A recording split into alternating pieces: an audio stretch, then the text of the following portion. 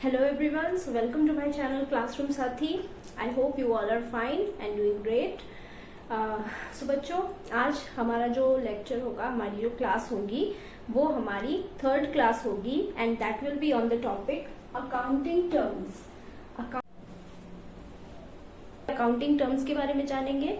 Accounting terms क्या होते हैं? बहुत सारे ऐसे वर्ड्स जो हम अकाउंटिंग में यूज करते हैं, उन वर्ड्स का एक सेपरेट मीनिंग होता है। तो क्या होता है उसका मीनिंग, एक एक करके हम समझेंगे।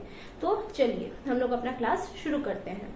जैसा कि हम लोगों ने अपने प्रीवियस लेक्चर में देखा था कि ब्रांचेस ऑफ अकाउंटिंग क्या होती हैं, अकाउंटिंग का मीनिंग क्या होते हैं, अकाउंटिंग की विशेषताएं क्या होती हैं, क्वालिटेटिव कैरेक्टरिस्टिक्स जिन्हें हमने कहा था कि ऐसा क्या क्वालिटीज रहेगी जिससे हमारी अकाउंटिंग बेस्ट दिखेगी, हमारी अकाउंटिंग बेस्ट होगी, है ना। इसके अलावा बुक कीपिंग क्या होती है हम लोगों ने देखा था, उसको भी बुक कीपिंग अकाउंटेंसी में डिफरेंसेस वगैरह वगैरह। ठीक है, तो आज अकाउंटिंग टर्म से हम लोग अपना लेक्चर शुरू करते हैं, अपना क्लास शुरू करते हैं। तो सबसे पहले हम लोगों को अकाउंटिंग क्यों करते हैं हम लोग, तो अकाउंटिंग के लिए हमें बिजनेस की जरूरत होती है। तो चलिए हम लोग एक बिजनेस खोलते हैं। ठीक है, लेट्स से हमारी जो स्टोरी है, हमारी कहानी ऐसे शुरू होती है कि हम लोगों ने एक बिजनेस स्टार्ट किया। ठीक है, कैसा बिजनेस स्टार्ट किया हम लोगों ने, तो हम लोगों ने एक बिजनेस स्टार्ट किया। इस बिजनेस की बिजनेस है हमारी, जैसे मोमोज होता है वैसे ही हम लोगों ने भी एक मोमोज की बिजनेस की है। ठीक है, बट हम क्या करेंगे, हमारा मोमोज जो होगा उसमें एक डिफरेंट बात होगी। क्या होगी, मोमोज का हमारा बिजनेस है, बिल्कुल मोमोज सबको पसंद होती है, बट हम लोगों ने क्या डिसाइड किया, मैंने एक मोमोज का बिजनेस शुरू किया। ठीक है, और ये जो मोमोज का बिजनेस है इसमें मैंने एक आइडिया, एक क्रिएटिविटी क्या डाली, जो कि सबको पता है इतनी भी क्रिएटिव नहीं है। खैर, तो मैंने क्या किया कि डिफरेंट फ्लेवर्स के मोमोज बनाने मैंने डिसाइड किए। ठीक है, कि मैं कस्टमर्स को डिफरेंट मोमोज बनाऊंगी। जैसे मैंने चॉकलेट मोमो सोचा कि चॉकलेट मोमोज बनाएंगे, चॉकलेट मोमोज। फिर मैंने सोचा कि थोड़े स्पाइसी मोमोज होंगे। ठीक है, और एक होंगे steamed momos, fresh steamed momos. ठीक है, ये हम लोगों ने क्या किया, तो चॉकलेट मोमोज बनाने के लिए हमें चॉकलेट चाहिए होता है। तो ये चॉकलेट जो है वो मैंने सोचा कि मैं पर्सन ए से, वो बेस्ट क्वालिटी का चॉकलेट देता है, मैं उससे खरीदूंगी, पर्सन ए से चॉकलेट खरीदूंगी। ठीक है, स्पाइसेस, तो पर्सन बी जो है वो बेस्ट क्वालिटी का स्पाइसेस देता है, तो मैं क्या करूंगी, मैं उससे स्पाइसेस खरीदूंगी। ठीक है, और सी जो है वो क्या करता है, स्टीम्ड मोमोज मैं उससे जाके खरीदूंगी। ठीक है, मुझे क्या करना है, मैं मोमोज नहीं बनाऊंगी, मैं सिर्फ मोमोज लाके बेचूंगी। ठीक है, मुझे बनाना नहीं है, मैं स्टीम्ड मोमोज इसके यहाँ से लाऊंगी और बेच दूंगी, और अगर उसमें स्पाइसेस डालना होगा तो इससे स्पाइसेस खरीदूंगी, स्पाइसेस ऐड करूंगी, चॉकलेट मोमो बनाना हो चॉकलेट ऐड कर दूंगी। ठीक है, तो इस तरह से कुछ इंग्रेडिएंट्स मैंने इन लोगों से खरीदने का डिसाइड किया। ठीक है, सबसे पहले मैंने ये बिजनेस स्टार्ट किया है, तो आई एम द ओनर। मैंने इस बिजनेस को स्टार्ट किया है अकेले, खुद से, कोई पार्टनरशिप नहीं, किसी और को इन्वॉल्व नहीं किया है। तो मैं हुई ओनर, फर्स्ट टर्म आपका हुआ ओनर। ओनर कौन होता है, जो बिजनेस को स्टार्ट करता है। ठीक है, जब बिजनेस अकेले ने वो स्टार्ट करेगा तो इसे हम कहेंगे सोल प्रोप्राइटरशिप।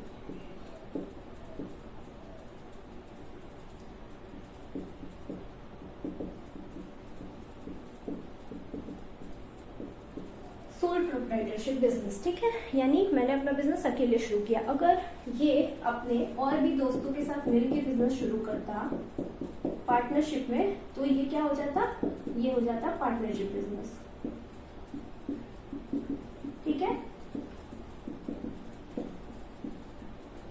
तो अभी हम लोगों ने क्या देखा, अभी हम लोगों ने देखा कि जो बिजनेस को शुरू करता है वो होता है ओनर। अगर वो अकेले बिजनेस को शुरू करेगा तो वो सोल प्रोप्राइटरशिप बिजनेस हो जाएगी, अगर वो अपने पार्टनर्स के साथ मिलकर शुरू करेगा तो वो हो जाएगी पार्टनरशिप बिजनेस। ठीक है, 3 टर्म्स देखे हम लोगों ने। नेक्स्ट चलते हैं। अब ये जो ओनर है ये किस में डीलिंग कर रहा है, मोमोज में। ठीक है, ये क्या बेच रहा है, मोमोज बेच रहा है। तो ये जो चीजें बेचेगा, जिन चीजों में बिजनेस होगा, बिजनेस का लेन देन होगा, उसे क्या कहते हैं, उसे कहते हैं गुड्स। क्या कहते हैं उसे, गुड्स, ठीक है। तो ये जो गुड्स है वो क्या चीज है, गुड्स। गुड्स क्या होती है, वो चीजें, those things which we deal in our business, वो चीजें जिनका ट्रांजैक्शन, जिनका डीलिंग हम अपने बिजनेस में करते हैं, ठीक है, वो होता है हमारा गुड्स। क्लियर? चलो अब हम लोग पार्टनरशिप बिजनेस को थोड़ा इरेज करते हैं।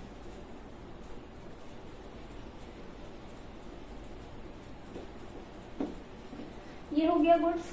चलो उसके बाद हमें देखना है कि हमें, ओनर ने बिजनेस शुरू किया, बिजनेस शुरू करने के लिए उसने बिजनेस तो शुरू किया, तो उसके लिए उसे कुछ इन्वेस्टमेंट भी करना होगा। इन्वेस्टमेंट के बिना तो बिजनेस होगी नहीं। सपोज उसने क्या किया, उसने 5 लाख रुपए बिजनेस में इन्वेस्ट किया, ठीक है, 5 लाख रुपए उसने बिजनेस में इन्वेस्ट किया। 5 लाख रुपए में बहुत सारी चीजें की उसने, जमीन खरीदा, शॉप इंस्टॉल किया, रॉ मटेरियल्स खरीदे, बहुत सारी चीजें की, तो उसने 5 लाख इंस्टॉल किया।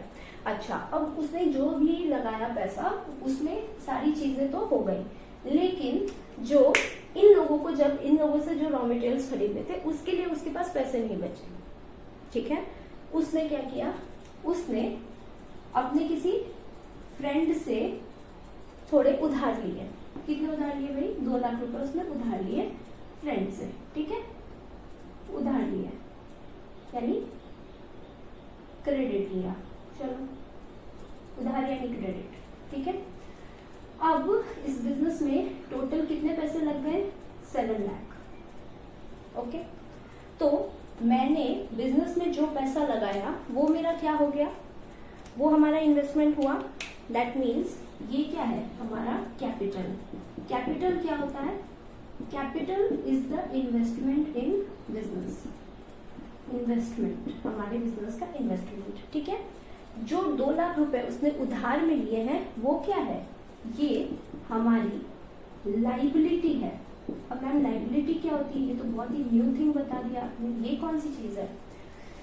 तो बच्चों लाइबिलिटी मतलब होता है दायित्व, बोझ, ठीक है। यानी आपके पास, आपने जो पैसे लिए हैं 2 लाख रुपीस अपने फ्रेंड से, आपको उसे वापस लौटाने हैं। ऐसा नहीं है कि आप बिजनेस स्टार्ट करके भूल जाओगे, आपको उसे वापस लौटाना है ना 2 लाख रुपए। तो कैसे वापस लौटाओगे? आपको टेंशन लगा रहेगा कि कैसे मैं बिजनेस का प्रॉफिट जनरेट करूं, कैसे कुछ दिन जाए और मैं उससे उसका पैसा लौटा दूं। ऐसा होता है ना कि जब हम किसी से पैसे लेते हैं अपने किसी भी काम के लिए, तो हमें एक टेंशन लगा रहता है कि यार कब मैं उसका पैसा लौटा दूं, कब उसका पैसा लौटा दूं। करते हैं हम अपना पैसा जल्दी से दे देना चाहते हैं। तो ये क्या है, हमारा एक दायित्व है, रिस्पॉन्सिबिलिटी है। तो इसे हम क्या लिखेंगे एग्जाम में अगर आएगा, व्हाट इज द लायबिलिटी, तो it is the obligation to pay. यानी ये पे करना ही, इसे चुकाना ही हमारा दायित्व है। जो चुकाना हमारा दायित्व है वो क्या है, हमारी लायबिलिटी है। अच्छा, तो ये 7 लाख क्या है मैम फिर, है ना? ये क्या है बच्चों, ये है हमारा एसेट। एसेट्स, एसेट्स क्या होता है मैम? एसेट्स वो चीजें होती हैं जो हमें लॉन्ग टर्म में बेनिफिट देंगी। ये जो 5 लाख का कैपिटल है, इसमें लैंड एंड मशीनरी है, उसके ये सॉरी लैंड एंड बिल्डिंग होगी, यानी बिल्डिंग जो खड़ा किया, उसके बाद हमारा जो जमीन है वो है, उसके बाद शॉप होगा, ठीक है। ये हमें लॉन्ग टर्म बेनिफिट देगा। उसके बाद जो भी सिस्टम इंस्टॉल किया हम लोगों ने, ओवन खरीदा, स्टीम गैस खरीदी, उसके बाद बहुत सारी स्पाइसेस खरीदी, ये सभी चीजें जो हैं वो क्या होंगी, 2-3 महीने में खराब हो जाएंगी या क्या हो जाएंगी। अगर मेरा बिजनेस बंद भी हो जाता है तो भी इसको बेचकर मैं क्या करूंगी, उससे पैसे कुछ अर्न कर लूंगी। दैट मीन्स ये सब क्या है, मेरे बिजनेस का एसेट है, यानी ये लॉन्ग टर्म में हमें बहुत ही ज्यादा बेनिफिट देने वाला है, ठीक है। और बिजनेस क्या होता है, बिजनेस तो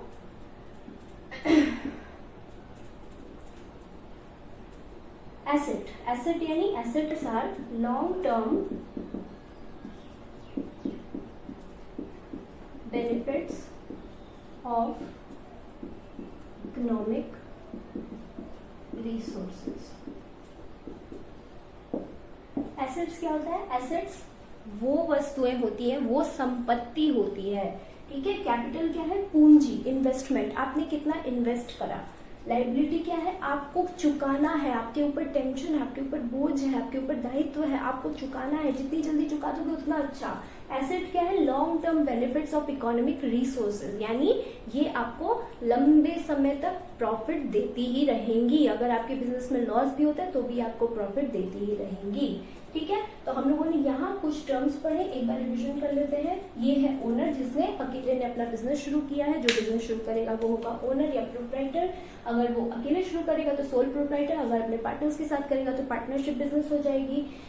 जो भी बिजनेस में जिस मेन चीज के ऊपर डीलिंग होती है, अगर मेरे पास कपड़े का बिजनेस है तो टेक्सटाइल क्या होगा, मेरा गुड्स हो जाएगा। अगर मेरे पास क्या है, मोमोज का बिजनेस है तो मोमोज मेरा गुड्स हो जाएगा। अगर मेरे पास पानी पूरी का बिजनेस है तो पानी पूरी मेरा गुड्स हो जाएगा। अगर मेरे पास कंप्यूटर का बिजनेस है तो कंप्यूटर मेरा गुड्स हो जाएगा। तो जिस चीजों में हम लेन देन करते हैं वो हमारा गुड्स हो जाता है। ठीक है, उसके बाद क्या होता है, उसके बाद हम कुछ कैपिटल लगाते हैं, इन्वेस्ट करते हैं, वो हमारा कैपिटल होता है। अच्छा बच्चों, यहाँ एक और चीज, आप लोगों को पता है ना 5 लाख प्लस 2 लाख किया था हम लोगों ने, तो हम लोगों ने क्या किया, capital plus liability equal to asset. तो ये क्या है, ये है हमारा फर्स्ट इक्वेशन।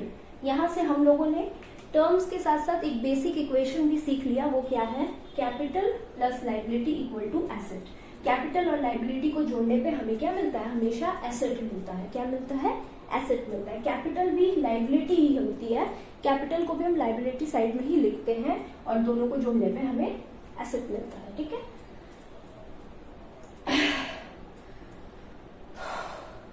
तो कैपिटल क्या होता है, कैपिटल इज द इन्वेस्टमेंट जो कि हम अपने बिजनेस में करते हैं। लाइबिलिटी क्या होता है, जो हमारा बोझ है, हमारा दायित्व है, जिसे हमें चुकाना है, हमें टेंशन लगा हुआ है, हमें चुकाना है इसको। ठीक है, लाइबिलिटी। और एसेट क्या होता है, long term benefits of economic resources, यानी लॉन्ग टर्म में जो हमें फायदा पहुंचाती है वो हमारी एसेट्स हो गई। क्लियर, टर्म क्या होगा, चलो उसको देखते हैं। मान लीजिए ओनर जो है यानी मैंने क्या किया, मुझे कुछ स्पाइसेस और चॉकलेट्स खरीदना है। ठीक है, बट मेरे पास अभी मनी नहीं है, तो मैंने क्या बोला, मैंने बोला ए को कि आप मुझे चॉकलेट्स दे दो, मैं आपको 2 मंथ के बाद, और बी को मैंने बोला कि आपको मैं 3 मंथ के बाद, और सी को मैंने बोला 4 मंथ के बाद मैं आपको पैसे लौटा दूंगी। ठीक है, आप मुझे अभी दे दो, मैं बल्क में आपसे सामान ले रही हूँ तो आप मुझे थोड़ा क्रेडिट दे दो, आप मुझे थोड़ा उधार दे दो। ठीक है, तो इन लोगों ने क्या किया, इन लोगों ने चॉकलेट भी दिया, स्पाइसेस भी दे दिए और मोमोज भी दे दिए। ठीक है, तो ये तीनों को, अब मैंने इन तीनों से कुछ क्रेडिट लिया, उधार लिया है, और इन तीनों को मुझे पैसा चुकाना है, पैसा चुकाना है, बोझ है, इसका मतलब लाइबिलिटी है। लाइबिलिटी का कौन सा टर्म है, तो ये सभी हो गए मेरे क्रेडिटर। क्या हो गए, ये सभी मेरे क्रेडिटर। कौन हो गए मेरे क्रेडिटर, ए, बी और सी। क्रेडिटर कौन होते हैं, creditor creditors are those persons which we have to pay. Okay, we have to pay. क्यों, क्योंकि हम लोगों ने उनसे उधार लिया और हमें उन्हें पैसे चुकाने हैं। ठीक है, जिन्हें हम पैसे चुकाएंगे वो होंगे क्रेडिटर। क्यों हम उन्हें पैसे चुकाएंगे, क्या हम लोगों ने उनसे परचेस किया है या सेल किया है, उनको क्या किया है, तो हम लोगों ने उनसे क्या किया था बच्चों, हम लोगों ने तो उनसे परचेस किया था, वो भी क्रेडिट में। कैसे किया था, क्रेडिट में परचेस किया था ना। क्या लिया था, चॉकलेट लिया था, स्पाइसेस लिए थे और स्टीम्ड मोमोज लिए थे। ठीक है, स्टीम्ड मोमोज। तो क्रेडिटर्स ये तीनों हो गए हमारे क्रेडिटर, और इनसे हम लोगों ने किया क्रेडिट परचेस। ठीक, अब सपोज ये हो गया, अब एक और अपने बिजनेस को थोड़ा बढ़ाते हैं, हमारा बिजनेस बड़ा होता जा रहा है। ठीक है, तो हमें मोमोज का एक बहुत बड़ा ऑर्डर आया। ठीक है, बट जो ऑर्डर देने वाला है उसने कहा कि आपको हमें देने हैं मोमोज। ठीक है, कितने देने, ये मे बी आपको मुझे 100-200 मोमोज देने हैं। ठीक है, तो मैंने कहा ठीक है, मैं आपको 100-200 मोमोज दे दूंगी, 100 मोमोज मैं आपको दूंगी। ठीक है, बट उसने कहा कि हम अभी आपको पेमेंट नहीं कर सकते हैं, हम आपको 1 महीने बाद पेमेंट कर देंगे। ठीक है, हम आपको 1 महीने बाद पेमेंट कर देंगे, हम आपसे इतने सारे माल ले रहे हैं, इतना सारा सामान ले रहे हैं, हम आपको अभी थोड़ा एडवांस दे रहे हैं, लेकिन बाद में आपको पूरा पेमेंट कर देंगे। ठीक है, तो मैंने बोला ओके ठीक है, कोई बात नहीं, आप इतना बड़ा जो है डील दे रहे हैं हमें, तो कोई बात नहीं। तो यहाँ पे हम लोगों ने क्या किया, हम लोगों ने किया क्रेडिट सेल। क्या किया, क्रेडिट सेल बेचा हम लोगों ने क्रेडिट में। अब जिस इंसान को मैंने बेचा है उससे मुझे पैसे लेने हैं।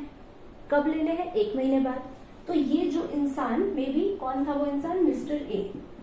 मिस्टर ए हो गया हमारा डेटर्स।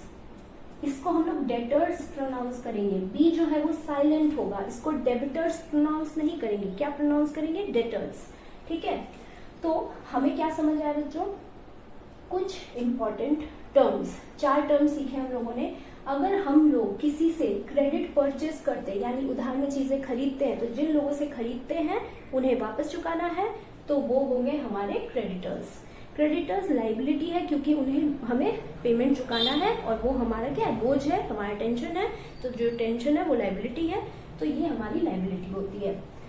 अब जिनको हम लोगों ने क्रेडिट सेल किया है वो क्या है? हमारे डेटर्स हैं, उनसे हमें पैसा लेना है, हमारे पास पैसा आएगा, वो हमारा बेनिफिट है। इसका मतलब डेटर्स क्या है? डेटर्स हमारा एसेट है। डेटर्स हमारा एसेट है। क्या वो नहीं समझ आ रहा तो उसको रहने देंगे, बट हमें 4 टर्म समझ आ गए, क्रेडिटर्स, डेटर्स, क्रेडिट सेल और क्रेडिट परचेस। ठीक है, हमें इनको साइमल्टेनियसली याद रखना है। जब भी क्रेडिटर्स होगा तो क्रेडिट परचेस की बात आएगी, जब भी डेटर्स होगा तो क्रेडिट सेल की बात आएगी। इसको अपने दिमाग में बिठा के रखना है। नेक्स्ट 2 और टर्म्स हैं, देखेंगे, अभी तो बहुत सारे हैं। ट्रेड पेबल क्या होता है? ये टर्म बार बार आएगा। और ट्रेड रिसीवेबल्स क्या होते हैं? देखिए, trade payable equal to creditor plus bills payable. ये क्या होता है मैम? बिल्स पेबल कौन सी चीज है? क्रेडिटर तो चलिए हमें समझ आ गया, अभी अभी हमने समझा था। ट्रेड रिसीवेबल क्या होता है? Trade receivable equal to debtors plus bills receivable. देखो बहुत ही आसान है। क्रेडिटर जिसको हमें पैसा देना है, पे करना है, ठीक है। उसी तरह से बिल्स पेबल क्या होता है? तो बिल्स क्या होते हैं? जब हम लोग बहुत बड़े अमाउंट में किसी से उधार लेते हैं, ठीक है, किसी से उधार लेते हैं तो उसको देना भी पड़ता है। तो मे बी वो बंदा जो है वो मुझे नहीं जानता और उसने क्या किया, उसने एक स्टाम्प पेपर निकाला या फिर मे बी एक डॉक्यूमेंट निकाला, उसने मुझे साइन करवाया कि आपको 1 ईयर के बाद इतना अमाउंट मुझे पे करना है। अगर आप नहीं करोगे तो मे बी मैंने कुछ उसके पास सामान रखा हो जो वो ले, कोलैटरल रखा हो जैसे घर या फिर कुछ भी, तो वो कहेगा कि आपने मुझे मेरे 5 लाख रुपए नहीं दिए, मैं आपका ये सामान जो है वो आपसे ले लूंगा, ठीक है। तो इसका जो डॉक्यूमेंट होता है बिल्स पेबल, बिल्स मतलब डॉक्यूमेंट, तो जब एक डॉक्यूमेंट पे आपसे साइन करवा लिया जाता है कि आपको ये अमाउंट ऑफ मनी पे करना है तो वो हो जाता है बिल्स पेबल। उसी तरह से अगर आपने किसी को अगर दिया है कोई सामान और आपको उससे रिसीव करना है तो आप क्या करोगे? आप भी एक डॉक्यूमेंट पे आप भी चालाक हो, क्या है ना, अब हम भी चालाक हो गए। अब क्योंकि हम लोगों ने जब किसी से लिया था तो उसने एक डॉक्यूमेंट में साइन करवाया, तो हम भी किसी को देंगे तो हम भी डॉक्यूमेंट पे साइन करवा लेंगे। तो हम लोगों ने क्या किया? डॉक्यूमेंट पे साइन करवा लिया कि हमें इतना पैसा जो है 1 साल के बाद 2 साल के बाद इस इंसान से लेना है, अगर वो नहीं लेगा तो हम ये एक्शन लेंगे। तो वो हो गया हमारा बिल्स रिसीवेबल। क्या हो गया वो? Bills receivable. तो ये है हमारा बिल्स मतलब डॉक्यूमेंट्स, ठीक है, कोई भी एविडेंस या प्रूफ जिसपे आप साइन करवा के या आप इसे एज ए एविडेंस यूज करोगे। तो जब क्रेडिटर क्या होता है? जिनको हमें पे करना होता है, और बिल्स पेबल भी क्या होता है? वो डॉक्यूमेंट जिन्हें हमें पे करना होता है। जब दोनों को जोड़ देंगे तो वो कहलाएगा ट्रेड पेबल। और डेटर्स क्या? जिनसे हमें पैसा लेना है, और बिल्स रिसीवेबल जिनसे हमें क्या, जिनसे वो बिल्स जिनको हमें रिसीव करना है। इन दोनों को जब हम जोड़ेंगे तो वो हो जाएंगे ट्रेड रिसीवेबल, ठीक है। तो अब हम बता सकते हैं कि ट्रेड पेबल क्या है? ये भी तो लाइबिलिटी है। जब क्रेडिटर लाइबिलिटी थी, बोझ थी, हमें चुकाना है, तो बिल्स पेबल भी तो लाइबिलिटी है, तो ये भी लाइबिलिटी है। और इसी तरह से ट्रेड रिसीवेबल और डेटर्स और बिल्स रिसीवेबल क्या? एसेट हो गए। क्यों? क्योंकि हमें पैसा लेना है, हमें बिल्स लेना है, इसीलिए ट्रेड रिसीवेबल क्या हो गया? हमारा एसेट। ये बहुत इंपॉर्टेंट टर्म्स है, ट्रेड पेबल, ट्रेड रिसीवेबल, ठीक है। अब एक और टर्म सीखते हैं। तो हम लोगों ने क्या किया, ओनर जो था यानी मैंने क्या किया, अपने बिजनेस, मेरा मोमोज का बिजनेस बहुत अच्छा चल रहा है, ठीक है, बहुत सक्सेस हो रहा है, आप लोगों की दया है, कृपा है। तो फाइनली इस दया और कृपा के कारण मेरा मोमोज का बिजनेस चल पड़ा। और अचानक से मेरे घर में मेरे भैया की शादी है, ठीक है, मेरे भैया की शादी में मुझे थोड़े पैसे की जरूरत है। तो मैंने सोचा कि बिजनेस से क्यों ना मैं 2 लाख रुपए ले लूं, ठीक है। बिजनेस से मैंने 2 लाख रुपए ले लिया अपने पर्सनल यूज के लिए। भैया की शादी है तो पर्सनल यूज है मेरा, है ना। बिजनेस का तो कोई काम नहीं, बिजनेस को तो इससे कोई लेना देना नहीं है।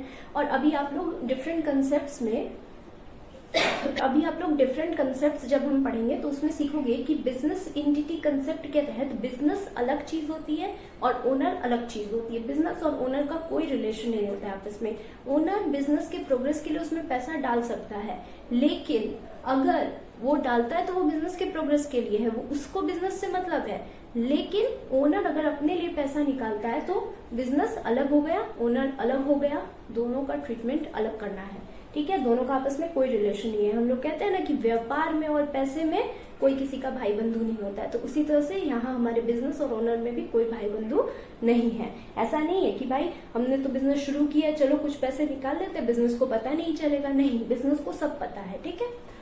तो हमारा ओनर जो है उसने पर्सनल यूज के लिए जो 2 लाख रुपए निकाले, ये किस टर्म से हम डिनोट करेंगे, इसको हम लोग कहते हैं ड्रॉइंग्स। ये है हमारा ड्रॉइंग्स। ड्रॉइंग्स क्या होता है, जब भी ओनर अपने पर्सनल यूज के लिए, हमेशा याद रखिएगा पर्सनल यूज जो है वो हमेशा आपके अकाउंटिंग जो भी ट्रांजैक्शन होगा उसमें मेंशन रहेगा कि जब भी बिजनेस में पर्सनल यूज के लिए जो पैसा बिजनेस से निकाला जाएगा वो होगा आपका ड्रॉइंग्स। इसको हमेशा याद रखेंगे। ड्रॉइंग्स क्या होंगे, drawings are those value in your transaction that you are withdrawing from your business for the purpose of your personal use, ठीक है। तो ड्रॉइंग्स जो पर्सनल यूज के लिए आप बिजनेस से निकालोगे, क्लियर।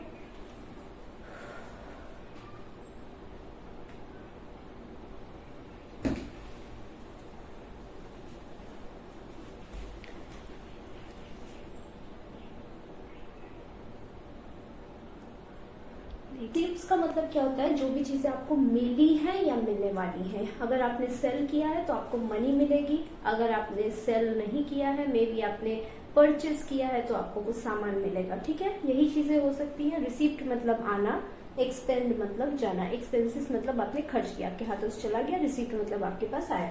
तो रिसीप्ट जो होते हैं those things which are received or receivable।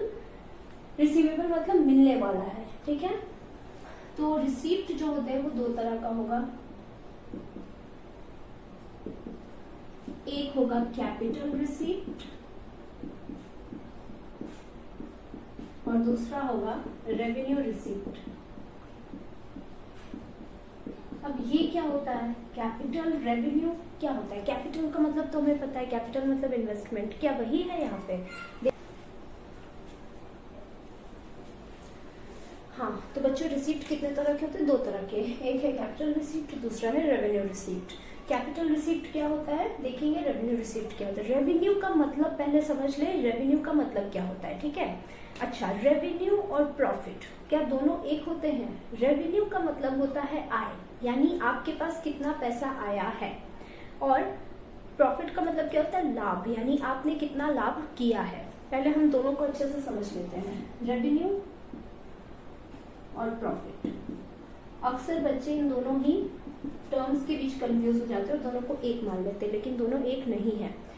देखो, हमारा मोमोज का बिजनेस था, ठीक है। हम लोगों ने क्या किया हम लोगों ने 10 मोमोज बनाए, ठीक है। 10 मोमोज बनाए हम लोगों ने, और 10 मोमोज जो बनाए उसके लिए मेरे को 10 रुपए का खर्च आया। मेरा कॉस्ट कितना हुआ, 10 रुपया। मैंने 10 रुपए के 10 मोमोज बनाए, ठीक है। मैंने क्या किया, एक मोमो पे 2 रुपीज प्रॉफिट करके एक मोमो को मैंने क्या किया, 3 रुपए में बेचा। एक मोमो का कॉस्ट मेरा 1 रुपया है, ठीक है। 1 रुपीज पर मोमो, और टोटल मैंने कितने बेचे, 10, तो 10 रुपए हो गए, ठीक है।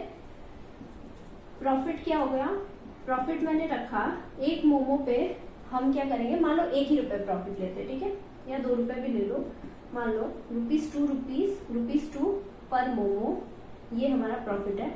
यानी कि हम कितना रुपए प्रॉफिट कमाएंगे, 20 रुपए, ठीक है। 10 रुपए का मोमो, 20 रुपए का प्रॉफिट बेचेंगे, कितना रुपए आएगा मेरे पास टोटल, मेरे पास टोटल आएगा 10 + 20 यानी 30 रुपीज आएगा मेरे पास। ₹10 का तो मैंने अपना खर्च करके मोमो तैयार किया और उसको जब बेचा तो मुझे ₹20 प्रॉफिट आया, यानी कि ₹30 मेरे हाथ में टोटल आ गया। ठीक है, तो रेवेन्यू क्या होता है? Revenue equal to cost plus profit. हमारा इक्वेशन क्या बनेगा, हमारा रूल क्या बनेगा? मैथ्स की तरह अकाउंट्स में भी कुछ नियम होते हैं, ठीक है, कुछ रूल्स होते हैं जिन्हें हमें अपने कंसेप्ट से बनाने होते हैं। याद करने की जरूरत नहीं है, हर चीज की कंसेप्चुअल अंडरस्टैंडिंग लेके चलनी है। तो revenue equal to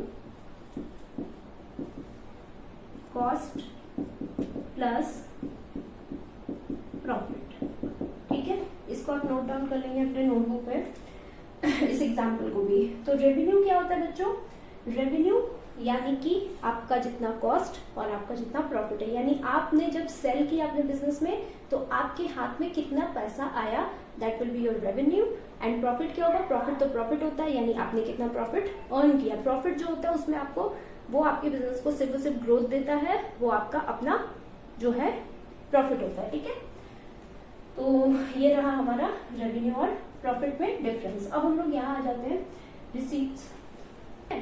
Capital receipts are those receipts which have their existence for more than 1 year. ठीक है, ऐसे receipts which gives benefit for more than 1 year. Example, land, building, furniture. कैसे मैम? समझ ही नहीं आया हमें तो, है ना। कैपिटल यानी कैपिटल रिसीप्ट क्या होगा? ऐसे रिसीप्ट जो आपको लंबे समय के लिए, कितने लंबे समय के लिए? 1 साल कम से कम होना चाहिए, 1 साल से ज्यादा समय के लिए आपको वो प्रॉफिट देंगे, बेनिफिट देंगे। ठीक है, जैसे लैंड, अभी मैंने अपने मोमोज के बिजनेस के लिए लैंड खरीदा है, क्या ऐसा होगा कि 1 साल के अंदर ही अंदर मैं उसे बेच दूं या खत्म कर दूं? होगा। मोमोज की मैंने जो भी अपनी स्टॉल खड़ी की है वो क्या 1 साल के अंदर अंदर उसको खत्म कर दूंगी? अगर मेरा बिजनेस नहीं भी चलता है तो भी उसको तो खत्म नहीं करेंगे। 1 साल के अंदर अंदर मुझे वो वैल्यू कैसे मिलेगा? लैंड का वैल्यू जो है वो टाइम के साथ साथ बढ़ता है, मैं उसे 2, 4 साल, 5 साल बाद बेचूंगी, वो अच्छा मुझे वैल्यू जनरेट करके देगा। इसके अलावा फर्नीचर, अब मान लो मैंने फर्नीचर खरीदा अपने मोमोज के शॉप के लिए, ठीक है, मैंने अलमीरा खरीदा, मैंने डेस्क खरीदा, क्या मैं उसे 1 साल के अंदर अंदर बेच दूंगी? नहीं बेचूंगी। क्यों बेचूंगी? अगर मेरा बिजनेस नहीं भी चलता है, जो कि बहुत ही ज्यादा इनफॉर्चुनेट बात है, अगर मैं मान लेती हूँ तो भी मैं क्या करूंगी? अपने अलमीरा वगैरह को किसी और काम में यूज करूंगी। उसे इतना जल्दी नए चीज को, अपने फर्नीचर को तो बेचा नहीं जा सकता ना। तो ये सारी चीजें क्या है? ये सभी चीजें हमें लॉन्ग टर्म बेनिफिट देते हैं, इसीलिए ये हमारा कैपिटल रिसीप्ट हुए। ठीक है, capital receipt are those receipts which gives us the benefit for more than 1 year, जो 1 साल से भी ज्यादा हमें क्या देते हैं? हमें हमारा प्रॉफिट देते हैं। रेवेन्यू रिसीप्ट क्या है? चलो देखते हैं। Revenue receipts, those receipts which gives benefit for less than 1 year,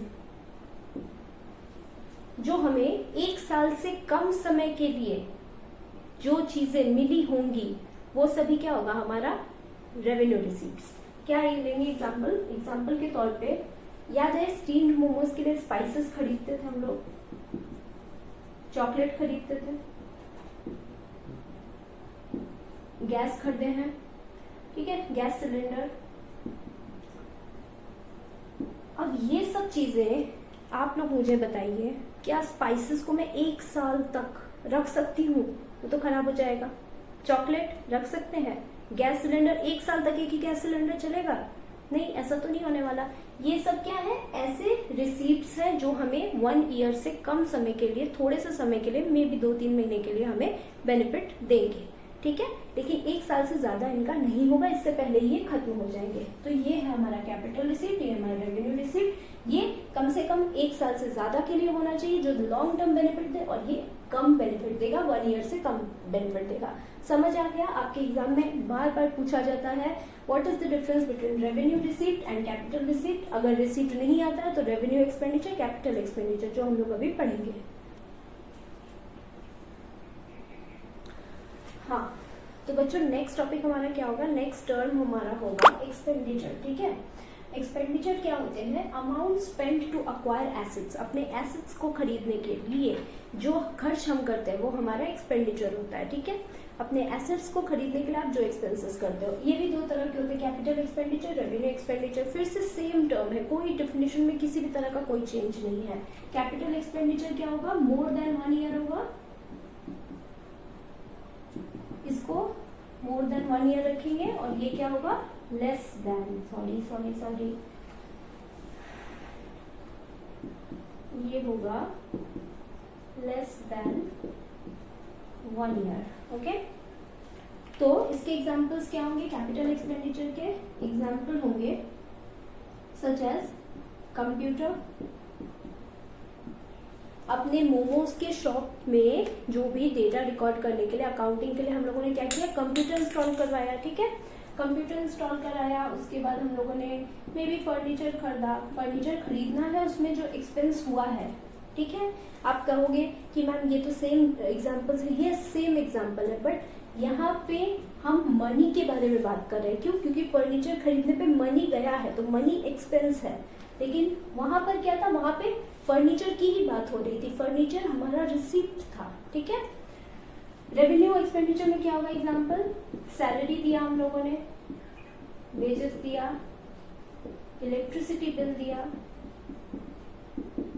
ये सब देते हैं ना, शॉप चलाने हैं, देना तो पड़ेगा ही। तो हमारा कंप्यूटर और फर्नीचर खरीदने के लिए हम लोगों ने जो मनी एक्सपेंस किया वो क्या होगा, हमारा कैपिटल एक्सपेंडिचर। क्यों? क्योंकि कंप्यूटर और फर्नीचर तो हमारा लॉन्ग टर्म बेनिफिट जनरेट करेगा, और सैलरी, वेजेस, इलेक्ट्रिसिटी बिल, ये सब तो हमें मंथली देना पड़ेगा, ज्यादा से ज्यादा 1-2 महीने डिले कर सकते हैं, लेकिन देना तो पड़ेगा। ऐसा तो नहीं है कि आप किसी एम्प्लॉय के 1 साल का सैलरी नहीं दो तो वो भाग जाएगा। और इलेक्ट्रिसिटी बिल भी हमें क्या होगा, हमेशा डेली ऑक्यूरेंसी से देना ही पड़ेगा। ठीक है, तो ये हो गया हमारा कैपिटल एक्सपेंडिचर, रेवेन्यू एक्सपेंडिचर, ये आप लोग अपने नोट्स में नोट डाउन कर लो।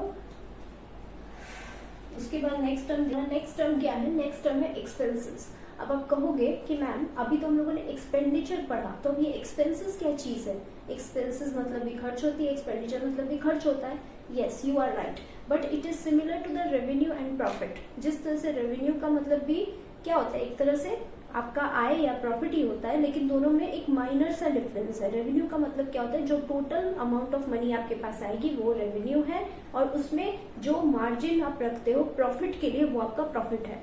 उसी तरह से एक्सपेंडिचर मतलब, एक्सपेंडिचर का डेफिनेशन क्या लिखवाया था मैंने, जो 1 लाइनर्स लिखी, amount spend to acquire assets, है ना, जो एसेट्स को खरीदने के लिए, जैसे फर्नीचर, कंप्यूटर, ये सब खरीदने के लिए हम जो एक्सपेंस करेंगे वो हमारा एक्सपेंडिचर होगा। लेकिन एक्सपेंस क्या होगा, cost incurred for generating revenue. याद है मैंने एग्जांपल दिया था कि हम लोग क्या कर रहे हैं, 10 रुपए का मोमोज बना रहे हैं, लेकिन उसमें प्रॉफिट कितना अर्न कर रहे हैं,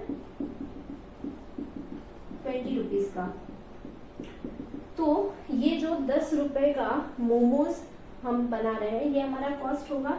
इस कॉस्ट को, इस 10 रुपए के मोमोज को बनाने के लिए हमें क्या क्या खर्च करना पड़ा होगा, तो हमें क्या लाना पड़ा होगा, हमें फ्लोर लाना पड़ा होगा, हमें वेजीज लाने पड़े होंगे, है ना,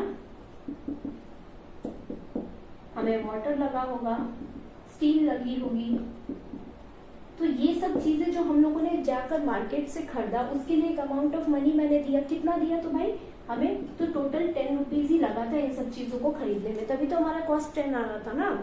ठीक है, तो हम लोग बहुत छोटे से अमाउंट में क्या कर रहे थे, मोमोज बना रहे थे। तो ये जो 10 रुपीज जनरेट किया हम लोगों ने क्या करने के लिए, अपना सामान बनाने के लिए, वो हमारा एक्सपेंसेस है। यानी कॉस्ट और एक्सपेंस एक ही है।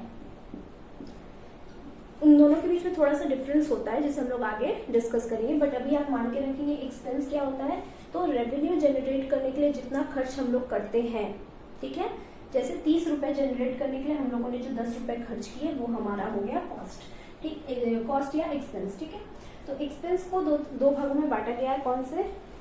एडवांस एक्सपेंसेस और आउटस्टैंडिंग या ड्यू एक्सपेंसेस। प्रीपेड को एडवांस भी कहते हैं और आउटस्टैंडिंग को ड्यू कहते हैं। ठीक है, अब इसको देखेंगे इसका मतलब क्या है। अभी मोबाइल चलाते हैं, नो डाउट, है ना। In the age of this technology everyone knows how to handle mobile, right. तो प्रीपेड हम लोगों ने हमेशा, पहले क्या होता था या अभी भी होता है, हमें ऑफर्स आते हैं, ठीक है। अभी हाल ही में क्या होता है, मुझे जियो का कॉल आया, तो जियो वाले ने मुझे कहा कि मैम आपके पास एक प्रीपेड ऑफर आया है, आप अगर इस महीने का रिचार्ज तो करवा रही हैं, इसके साथ साथ अगर आप आने वाले मंथ का भी रिचार्ज करवा लेंगी तो आपको 5% डिस्काउंट मिलेगा। ठीक है, तो मैंने कहा कि चलो रिचार्ज तो करवाना ही होता है हर महीना, तो क्या हुआ, चलो अगले महीने का भी इस महीने करवा लेते हैं। ठीक है, तो मैंने क्या किया, ये हमारा अप्रैल है, आने वाला मंथ है मई, तो मैंने क्या किया, अप्रैल का तो 150 का रिचार्ज कराया ही, मई वाला भी करवा लिया। तो इस मंथ में मैंने टोटल कितने पे कर दिए,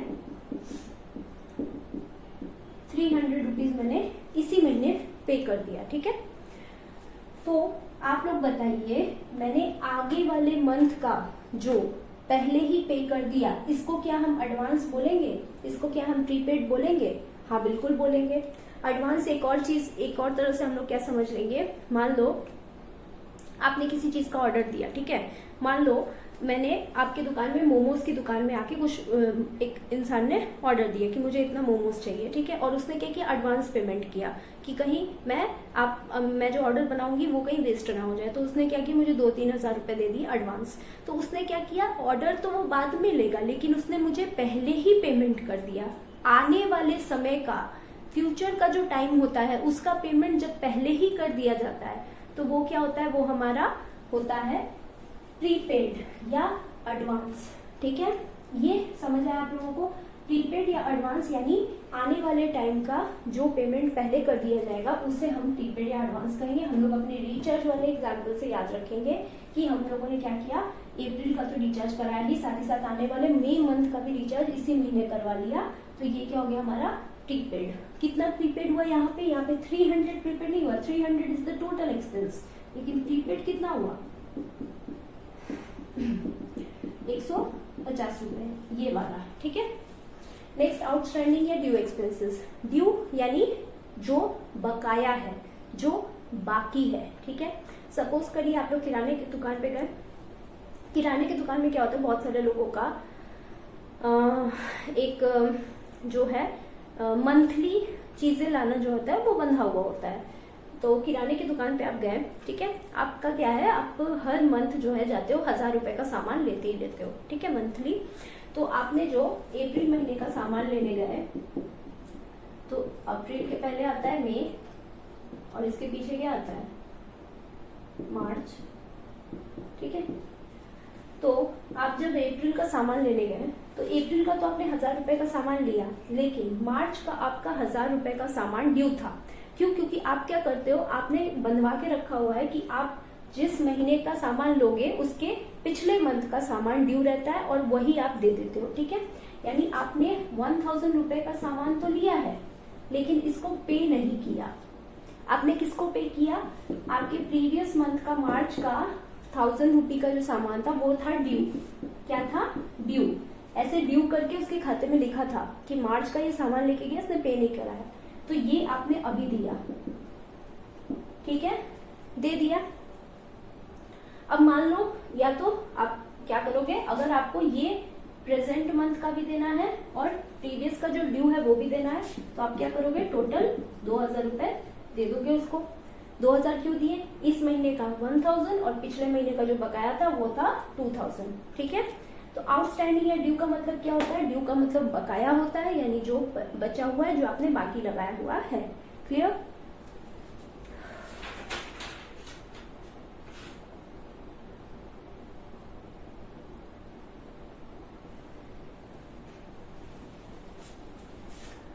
इसको आप लोग अपनी कॉपी में नोट डाउन कर लीजिए, एग्जाम्पल्स के साथ याद रखिए। एग्जाम्पल अगर याद रहेगा तो आपको टर्म्स और जब उसका मीनिंग एग्जाम में लिखना होगा तो आराम से याद आ जाएगा। इसीलिए एग्जाम्पल्स को हम लोग दिमाग में बार बार रोटेट करेंगे, क्योंकि कोई भी डेफिनेशन बिना एग्जाम्पल के दिमाग में नहीं आने वाला है। अगर आपको एग्जाम्पल याद है तो आप वहां पे कुछ भी कंस्ट्रक्ट करके बना के लिख सकते हो, रादर देन कि आप क्या करो, उसको रटो।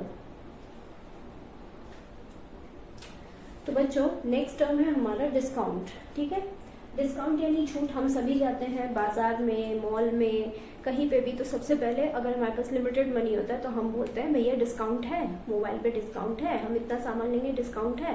तो डिस्काउंट क्या है और इसका कितने टाइप्स हैं वो देखेंगे। डिस्काउंट यानी छूट। डिस्काउंट क्या होता है, वो आपका डिस्काउंट यानी छूट होता है, यानी वो दुकानदार आपको देता है। क्यों? क्योंकि उसमें उसका प्रॉफिट होता है, क्योंकि उसका सेल बढ़ता है, इसीलिए उसे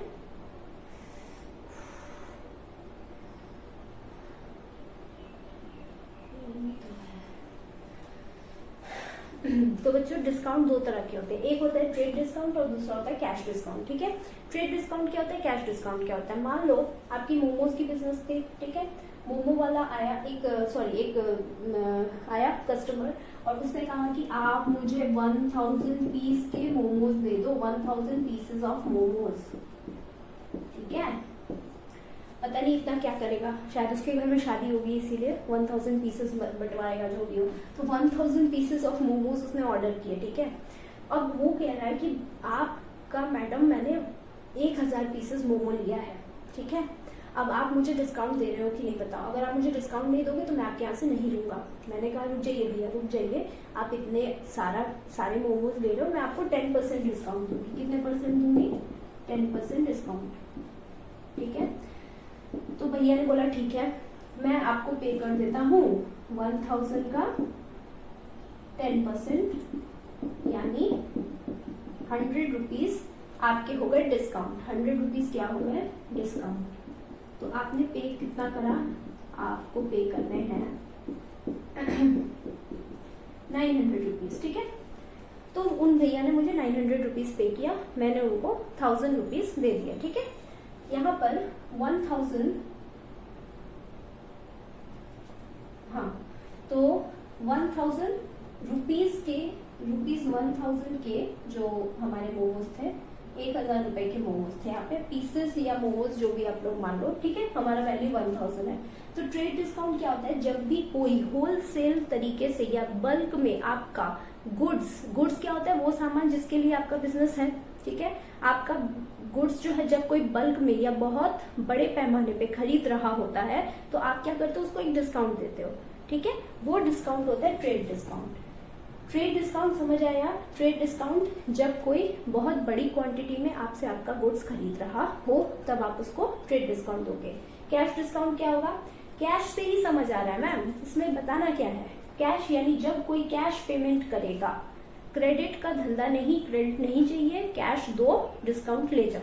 तो इससे क्या होगा, हमारी जेब में जितने कैश होंगे हम सब निकालेंगे और बोलेंगे अभी कैश दे देते, कुछ पैसे जो है डिस्काउंट मिलेंगे। चलो, तो 1000 रुपए के मान लो मैंने एक कुछ कपड़े खरीदे। ठीक है, अभी वहां पे लिखा हुआ था कि आपको मिलेंगे, क्या मिलेंगे, आपको मिलेंगे 20% डिस्काउंट ऑन कैश। तो चलो डिस्काउंट निकालते हैं। डिस्काउंट 1000 का 20%, वी ऑल नो ₹200। ठीक है, अब हमें पे कितना करना है? 800। 1000 माइनस 200। ठीक है, तो यहाँ पर ये डिस्काउंट आपने क्यों दिया? ये डिस्काउंट आपने दिया क्योंकि आप क्या कर रहे हो, कैश में आपने कहा कि मैं अगर कैश में बेचूंगा तो मैं आपको डिस्काउंट दूंगा 20%। तो आपका ये डिस्काउंट क्यों है? क्योंकि यहाँ पर कैश में लेन देन हुआ है। ठीक है, इसीलिए आपने दिया। अब दोनों के बीच में अंतर क्या है? बेसिक डिफरेंस पूछा जाएगा एग्जाम में, what is the difference between trade discount and cash discount. तो हम क्या लिखेंगे, कैश डिस्काउंट को, सॉरी ट्रेड डिस्काउंट को not recorded in books of accounts, यानी ये जो 100 रुपीज का डिस्काउंट आप देख रहे हैं, ये जो 100 रुपीज का डिस्काउंट का वैल्यू है, इसको हम लोग अपने बुक्स ऑफ अकाउंट्स में यानी प्रॉफिट एंड लॉस बनाएंगे या फिर कुछ भी कोई भी अकाउंट बनाएंगे जो हम लोग आगे पढ़ेंगे एक एक करके, उसमें रिकॉर्ड नहीं करेंगे। 100 रुपीज को रिकॉर्ड नहीं करते हैं, ठीक है। क्या रिकॉर्ड करेंगे? डायरेक्ट 900 रुपीज बस। लेकिन कैश डिस्काउंट में क्या होता है? It is recorded in books of accounts, ठीक है। लेकिन जो कैश डिस्काउंट होता है, क्या है हमारा कैश डिस्काउंट? 200 रुपए। इसको हम अपने बुक्स ऑफ अकाउंट्स में रिकॉर्ड करेंगे।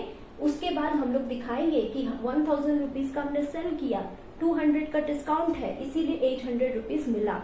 तो यहाँ हमें तीनों एलिमेंट दिखाने हैं, लेकिन यहाँ हमें सिर्फ 900 ही दिखाना है।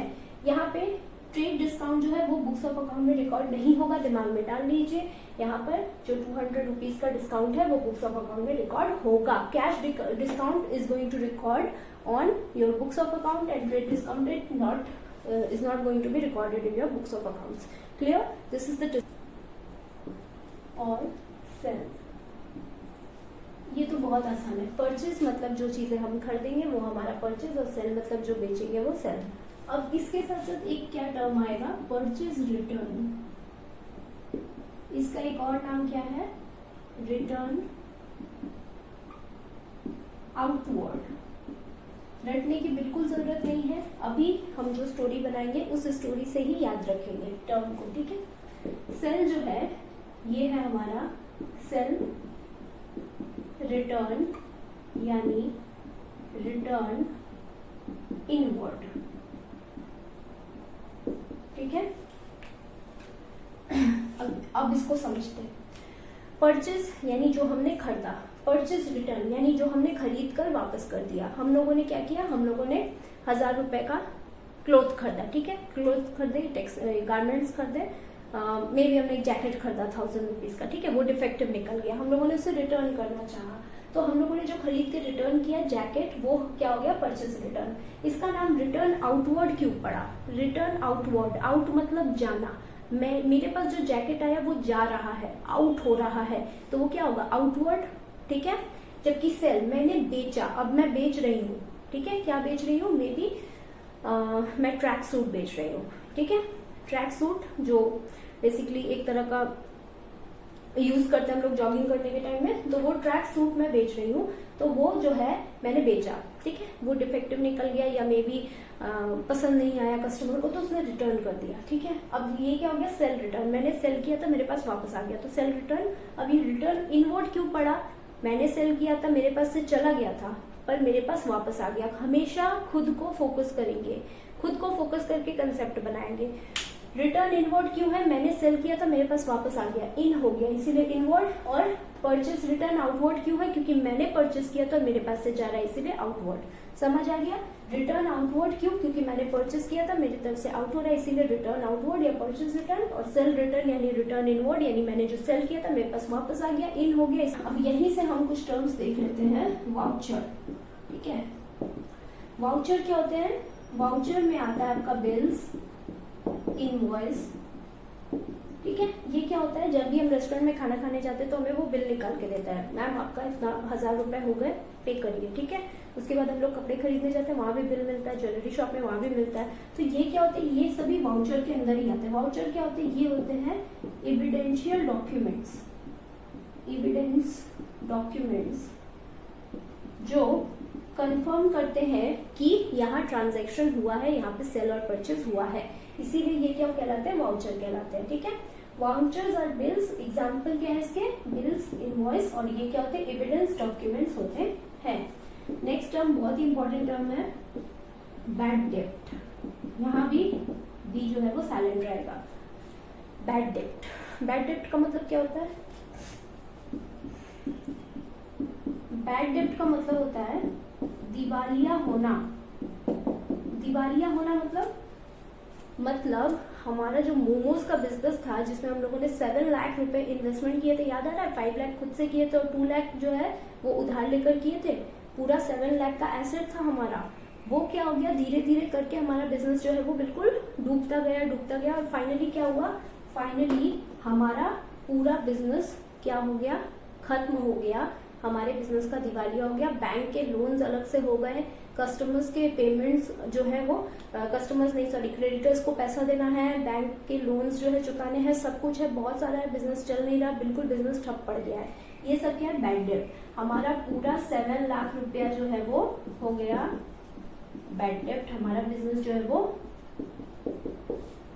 क्या हो गया, बिजनेस का दिवालिया निकल गया, बिजनेस जो है वो पानी में चला गया। ठीक है, जैसे फॉर एग्जाम्पल अभी बहुत सारे ऐसे हम लोगों ने केसेस सुने थे वेस्ट बंगाल में, शारदा केस, नारदा केस। ठीक है, ये सब केसेस क्या थे, जो भी बिजनेस में कंपनी ने, जो भी प्राइवेट कंपनीज ने लोगों ने शेयर्स खरीदे थे, वो क्या हो गया था, वो कंपनी ही डूब गया था, वो बिजनेस क्या हो गया था, उसका बैड डेब्ट हो गया था, दिवालिया हो गया था, इसीलिए वो कंपनी बंद हो गई और लोगों के पैसे जो है वो चुका नहीं पाई, लोगों के भी पैसे चले गए। तो बैड डेब्ट का मतलब क्या होता है, दिवालिया होना, यानी बिजनेस पूरी तरह से खत्म हो जाना, यानी आपके पास अब कुछ भी नहीं बचता है, यानी किसी भी चीज का कमी होना या वृद्धि होना, सॉरी उसकी उसमें वैल्यू में गिरावट होना। जैसे आप लोगों ने क्या किया, 10,000 का मोबाइल खरीदा, ठीक है, 10,000 मैंने कम ही बोल दिया, चलो आपने 20,000 का मोबाइल खरीदा, ठीक है, एकदम नया वाला जो भी अभी न्यू लॉन्च हुआ है। ठीक है, तो आपने 20,000 का मोबाइल परचेज कर लिया। ठीक है, आप लोगों ने उसको जम के 2-3 साल इस्तेमाल किया, कर लिया। ठीक है, अब मम्मी ने बोला कि अगर न्यू मोबाइल चाहिए तो इसको बेच दो। अब हम मार्केट में इसे जब बेचने जाएंगे तो क्या ये 20,000 में बिकेगा? बिल्कुल नहीं बिकेगा, है ना। अब क्या होगा, ये मे बी अब 10,000 में बिके या 15,000 में बिके, डिपेंड्स ऑन यू। ठीक है, बट 20,000 में तो कभी नहीं बिकेगा। क्यों? तो ये जो वैल्यू में जो गिरावट आया 10,000 का, ये क्या है, यही है हमारा डिप्रिसिएशन। ये क्या है हमारा डिप्रिसिएशन। तो डिप्रिसिएशन क्या होती है, जो भी समय के साथ आपके एसेट में, समय के साथ आपके एसेट में जो गिरावट होती है, जो क्षय होता है, उसे हम क्या कहेंगे, डिप्रिसिएशन कहेंगे। Regarding this video, I wanted to tell all of you something that these all videos, ये जो भी वीडियोस मैं बना रही हूँ, ये जितने भी स्टेट बोर्ड के बच्चे हैं, ठीक है, वेस्ट बंगाल बोर्ड या किसी भी स्टेट बोर्ड के बच्चे, इसके अलावा सीबीएसई, आईसीएसई के बच्चे जो भी अकाउंट्स पढ़ रहे हैं क्लास 11 में या शुरू कर रहे हैं, ठीक है, उन सब के लिए, या आईसीएसई बोर्ड के बच्चे जो क्लास 9 में शुरू कर रहे हैं, उन सब के लिए ये वीडियोस जो है, लेक्चर्स जो है वो हेल्पफुल होंगी। अगर आप लोगों को ये वीडियोस हेल्प कर रही हैं तो प्लीज़ मेरे चैनल को सब्सक्राइब करिए, वीडियो को लाइक करिए, अपना फीडबैक दीजिए। अगर आपको लगता है कि कुछ कमी रह गई है तो कमेंट पे मेंशन करिए, अपना फीडबैक दीजिए। वीडियो अच्छी नहीं लगती तो डिसलाइक भी करिए उसको। और अगर आपको कहीं कोई डाउट लगता है तो आप लोग उसको कमेंट सेक्शन में मेंशन करिए कि ये चीज़ें मैं कवर करूं, ये टॉपिक्स मैं कवर करूं, तो मैं उस चीज़ को फॉलो अप करूंगी। Thank you.